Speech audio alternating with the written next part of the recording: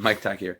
So this is my third time trying to record this video, and there seems to be a problem with the upload or not enough storage space in the phone. But today we're going to cover chakras. And to cover chakras, we kind of have to go down a rabbit hole. And you know how we do it here. We cover the science part of spirituality and kind of give the brain an understanding of how it works, so maybe we can implement it in our lives without the typical hesitations. So to get into the chakras, we kind of have to go down a rabbit hole of energy and what is energy. And I covered a lot of it on my video, What is Energy? And you can go back and watch that if you're having issues with this making sense. So there's a couple things that we absolutely have to touch on before we can explain chakras and the importance of them. The first thing that we got to delve in after is understanding frequencies. And why that's important is because everything kind of operates in frequencies. Whether we know it or not, it's how the world functions. So even Nikola Tesla said, if you want to understand the universe and all its mysteries, you have to think in waves and frequencies. And that's because everything around us is a frequency, whether we perceive it like that or not. So before we get into chakras, I kind of have to touch on that a little bit. So colors are very important with the chakra system. I'm sure you've seen the posters and the signs and all the pictures online of the person sitting in the lotus position with the 7 orbs going up their spine, one at the top of the head, one at the base of the spine. That one at the base of the spine is what we're covering today. That's called the root chakra. The root chakra is represented by the color red. Why that's important is because it has to do with the frequency involved with that chakra. Before you understand how chakras work, you have to understand human beings have an electromagnetic field around us. This has been scientifically proven. You can debate it if you want, but even Harvard can prove that we have an electromagnetic field. What causes that electromagnetic field has to do with our heartbeat. Just from our heart beating, it gives off that pulse of electricity that then circulates through the body with the blood. Now this goes into chi energy and energy healing, and we're not going to touch that right now. We're just going to cover the basic necessities to understand how the chakras operate and why it's so scientifically proven, despite the fact that science says it's unprovable. We'll get into that. You can decide, because that's how we do it here. So the first thing to understand is every human being has an electromagnetic field. That heartbeat is what circulates that chi energy through the body. The chakras amplify that. That's what gives the electromagnetic field. If you look at how our body responds to certain frequencies, high pitches, it's uncomfortable, we can't deal with it. Low pitches, they've used in sound waves and military uses to try to dispel rioters. And it's interesting. You can actually read about that. They have less lethal sound weaponry. But besides all that, the very first chakra we're talking is the root chakra. That is the red one at the very bottom of the 7 chakras in the system. Now our body has way more than 7 chakras, but the major ones are those 7. It's represented by the color red. And when you look at the color red and frequencies, if you put a light through a prism, it separates into the spectrum. The bottom of the spectrum is red, the top is violet. So our base chakra, our root chakra, is represented by red, and it's been like that for hundreds and hundreds of years. Why that's so interesting is because the frequency at which a chakra operates at is the lowest of all the frequencies. So when we get into that, you have to understand colors are subjective. So what you perceive to be red, I could see as orange and vice versa. It's how our brain takes in the frequency of the light hitting the object. That's why certain cars look like they're different colors in different light, because different amounts of light energy are hitting that and refracting the color back into our eyes. Now, you can see how this could seem a little meh, but it is in fact proven.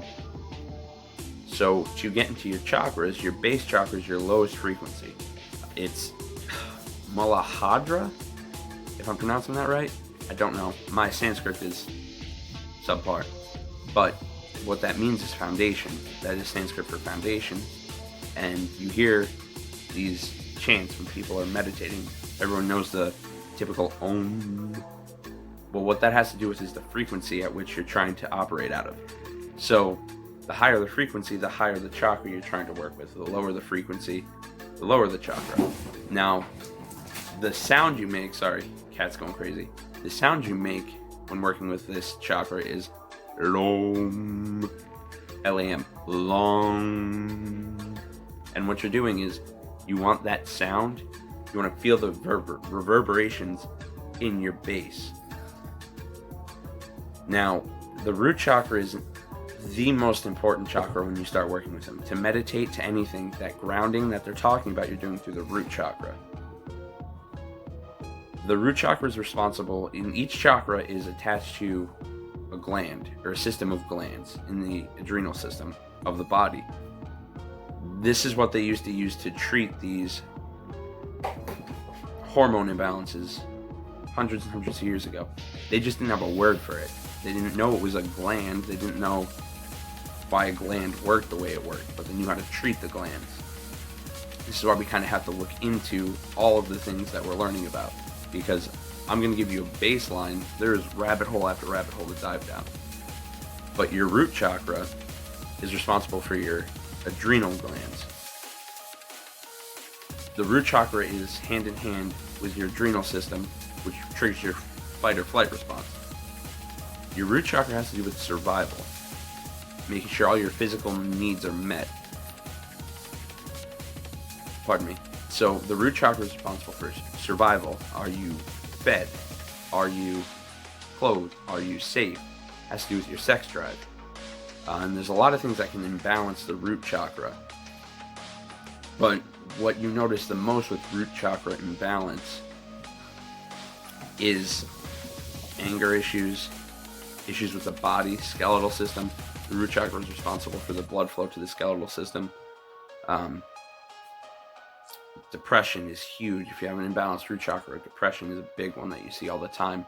And that's because, let's think about it, people are depressed. It's no surprise, but people are also stressed about money, food, family. All these things will imbalance the root chakra. And really, to work with the root chakra, all you have to do is be physical. You have to walk. Even if you can't walk a lot, just walk. If you can't walk, you move your legs. Be in touch with your physical body. If you can be in touch with your physical body, it'll help balance that root chakra. And why you need to balance these chakras is that electromagnetic field around the body. When that becomes out of balance, the body starts operating differently. So if you have a prolonged imbalance of your chakras, especially the root chakra, you'll notice obesity, you'll notice heart issues. All these things tie into how the chakras work.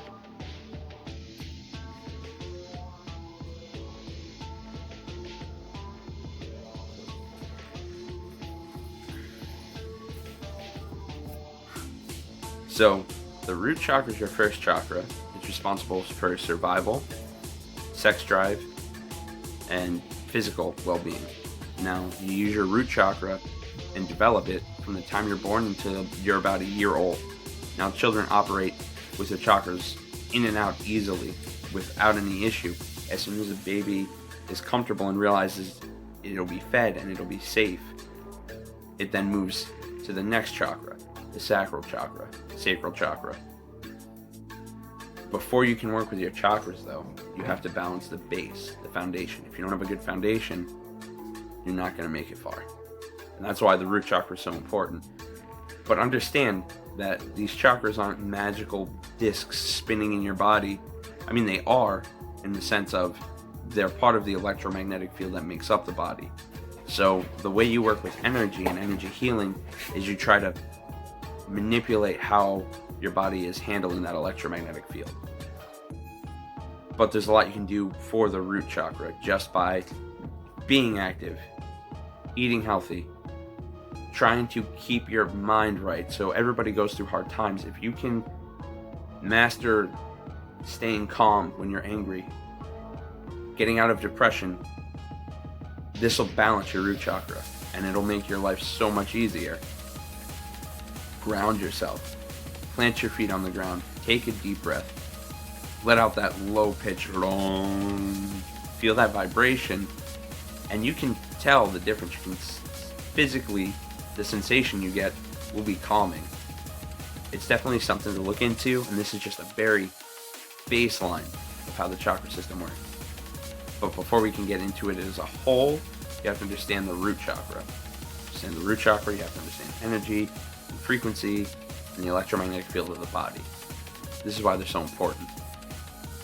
When you look at it from a scientific perspective, meditation's been proven to help relieve stress, lower free radicals in the body. When you're in a calm, blissful state and you meditate, or you just like sleep, if you can't sleep at night because you're stressed, because your root chakra is imbalanced. If your root chakra is imbalanced, it has to do with you feeling stressed about food, money, shelter, these things. What happens is, now you're stressed about money, you're not sleeping, your root chakra is out of balance. Now you're not developing as much melatonin. Melatonin is what actually eliminates the free radicals. It's a stronger antioxidant than vitamin D and vitamin E put together.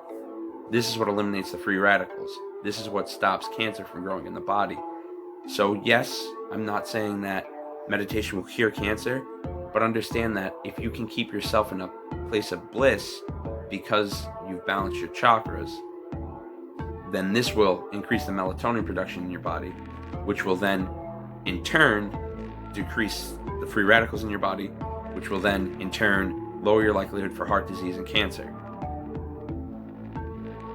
Being physical is what helps you stay healthy. If you're not healthy, you can't be physical, therefore your root chakra becomes imbalanced. If you can't be as physical as you would like, you can still be physical. If that doesn't work, balance your root chakra, there's a lot you can do just involving deep breathing and remaining calm. And it's all building blocks onto the entire chakra system. And we'll get into all of them. But that was the first and foremost one you need to understand.